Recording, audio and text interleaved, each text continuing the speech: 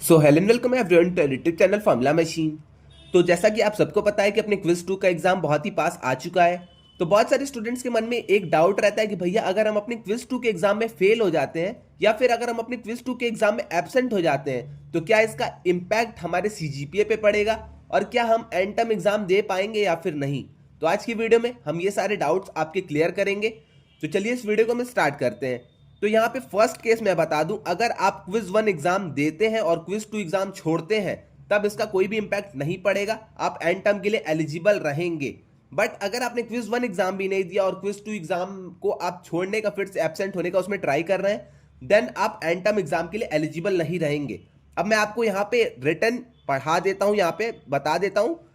तो यहाँ पे आप देख सकते हैं eligibility to write the final exam. तो एलिजिबिलिटी क्या है फाइनल एग्जाम लिखने की, जो कि अपना एंड टर्म होता है। तो average of best of 5 out of 9 weekly assignment, जिसमें कि आपका स्कोर 40 होना चाहिए। ओके, आपका एवरेज स्कोर 40 होना चाहिए या फिर 40 से ऊपर होना चाहिए। तो बहुत सारे स्टूडेंट्स ये एलिजिबिलिटी क्राइटेरिया भी नहीं क्लियर कर पाते हैं, तो इसको आप एक बार अपने माइंड में एकदम क्लियर कर लीजिएगा। जो आपके 9 वीक्स के असाइनमेंट्स आते हैं, फर्स्ट जो 9 वीक के असाइनमेंट आते हैं उसमें से आपके बेस्ट ऑफ 5 असाइनमेंट लिए जाएंगे, जिसमें कि आपका स्कोर 40 के ऊपर होना चाहिए। एवरेज स्कोर जो आपका है वो 40 के ऊपर होना चाहिए। अब कुछ लोग कहते हैं भैया 10th वीक का असाइनमेंट नहीं लिया जाएगा, 11th का नहीं लिया जाएगा, 12th का नहीं लिया जाएगा, तो इन सब की काउंटिंग आपकी नहीं होने वाली है। तो 9 वीक के जो असाइनमेंट्स होते हैं फर्स्ट 9 वीक के, उसमें से आपके बेस्ट ऑफ 5 असाइनमेंट्स लिए जाएंगे, तभी आप जाके एलिजिबल होंगे अपने एंड टर्म एग्जाम को देने के लिए। ओके, अब यहां पे जो सेकंड कंडीशन आती है, सेकंड कंडीशन है attendance in one of the two quizzes. तो जैसा कि मैंने आपको पहले भी बताया है, अटेंडेंस आपका एक क्विज में कंपलसरी है। अगर आपने क्विज 1 दिया है तो आप क्विज 2 एग्जाम छोड़ सकते हैं, बट यही कंडीशन है कि आप क्विज 1 अगर दिए हैं तभी आप यहां पे जाके क्विज 2 एग्जाम छोड़ सकते हैं। बट मेरे सजेशन से क्विज 1 भी आप दे दीजिए, क्विज 2 भी आप दे दीजिए, आपका इसमें फायदा होने वाला है। अभी नीचे मैं आपको बताऊंगा फॉर्मूला से कि आपका कैसे फायदा होगा आप जब दोनों एग्जाम देंगे, क्विज 1 और क्विज 2। तो यही है, आप अगर क्विज 1 दिए हैं, क्विज 1 में अगर आपके अच्छे मार्क्स हैं, क्विज 1 में अगर आप पास हैं, तो आप क्विज 2 एग्जाम छोड़ सकते हैं, कोई भी दिक्कत आपकी नहीं होगी। आपका एंड टर्म का हॉल टिकट भी आ जाएगा। ओके, तो यही चीज थी आपकी। और अगर हम नीचे अब आते हैं, इस फॉर्मूला के थ्रू हम देखते हैं कि अगर हम क्विज 2 अपना छोड़ देते हैं या फिर क्विज 2 में अगर फेल हो जाते हैं, तो फेल होने का यहाँ पे कंडीशन नहीं है।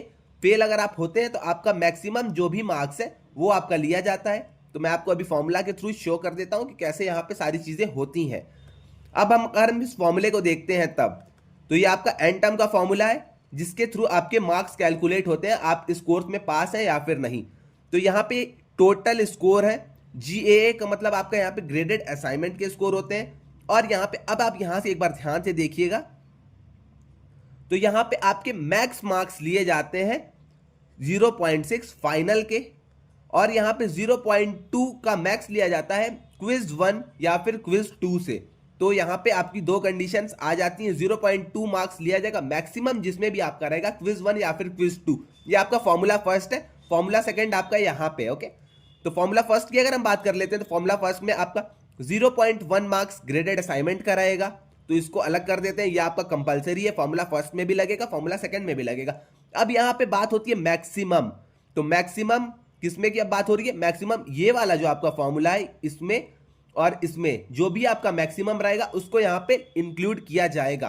अब मैक्सिमम में हम देख लेते हैं, तो 0.1 वाले फॉर्मूले से 0.6 आपका फाइनल का मार्क्स मार्किंग यहाँ पे होगी। देन उसके बाद 0.2 मैक्सिमम क्विज 1 या फिर क्विज 2 में से, तो 0.2 मार्क्स मतलब 0.2 20% के अप्रॉक्स लिया जाएगा आपका क्विज 1 या फिर क्विज 2 में से, जिसमें भी आपके मार्क्स ज्यादा रहेंगे। तो यहाँ पे आप देख सकते हैं, अगर आप क्विज 1 में एब्सेंट भी हो जाते हैं तो आपका क्विज 1 का मार्क्स यहाँ पे ले लिया जाएगा। तो क्विज 2 में एब्सेंट अगर आप हो जा रहे हैं तो इस फॉर्मूला के थ्रू आपके मार्क्स तब भी कैलकुलेट हो जाएंगे।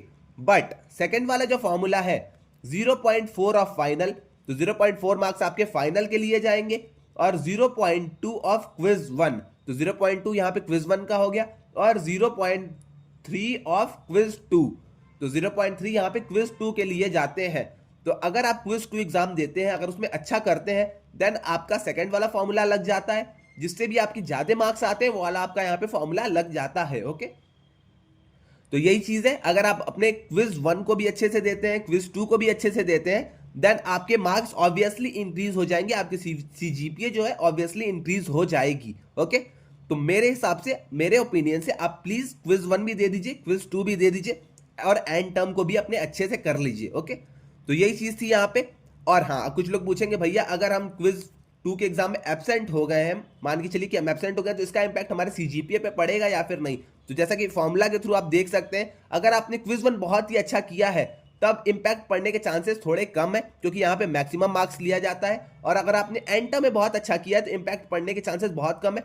बट यहाँ पे आपके इंपैक्ट पड़ेंगे अगर आपने क्विज 2 में, मतलब अगर आपने क्विज 1 में अच्छा नहीं किया है और एंड टर्म में अच्छा नहीं किया है, देन आपके ऑब्वियसली इंपैक्ट पड़ने वाला है आपके सीजीपीए पे। ओके, तो यही फाइनल एक कंक्लूजन मैं आपको बता देता हूँ, समरी बता देता हूँ कि अगर आप क्विज 2 एग्जाम में एब्सेंट होते हैं देन कोई भी दिक्कत नहीं है। बट यही कंडीशन है कि आप क्विज 1 के लिए, मतलब क्विज 1 अगर आपने दिया है और क्विज 2 में एब्सेंट होते हैं तो कोई भी दिक्कत नहीं होने वाली है। आपका हॉल टिकट भी आ जाएगा, आपका एडमिट कार्ड, सारी चीजें आपकी आ जाएंगी और आप एंड टर्म के लिए एलिजिबल हो जाएंगे। तो यही चीज है, अगर आप किसी भी कंडीशन की वजह से, अगर आप आउट ऑफ स्टेशन है, आपकी मेडिकल इमरजेंसी है, अगर इन सब चीजों की वजह से अगर आप क्विज 2 एग्जाम नहीं दे पाते हैं तो आप टेंशन मत लीजिए, आप एंड टर्म के ऊपर फुल्ली फोकस करिए और एंड टर्म को अच्छा करने की कोशिश करिए। बट अगर आपको लगता है कि मुझे देना चाहिए क्विज 2 एग्जाम, तो आप क्विज 2 एग्जाम जरूर दीजिए और क्विज 1 क्विज 2 आप देंगे तो आपका ही वहां पे फायदा होगा, क्योंकि यहाँ पे आपके लिए दो ऑप्शंस अवेलेबल हो जाएंगे। आपकी मार्किंग जो है वो आपकी फॉर्मूला 1 से भी और यहाँ पे फॉर्मूला 2 से भी हो जाएगी, तो जिसमें आपके मैक्स मार्क्स रहेंगे आपकी उस मार्क्स के थ्रू पूरी आपकी मार्किंग हो जाएगी।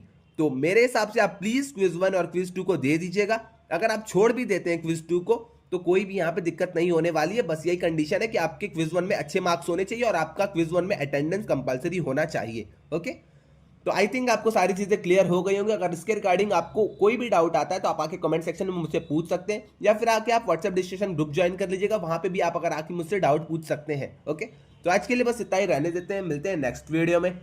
Till then bye bye.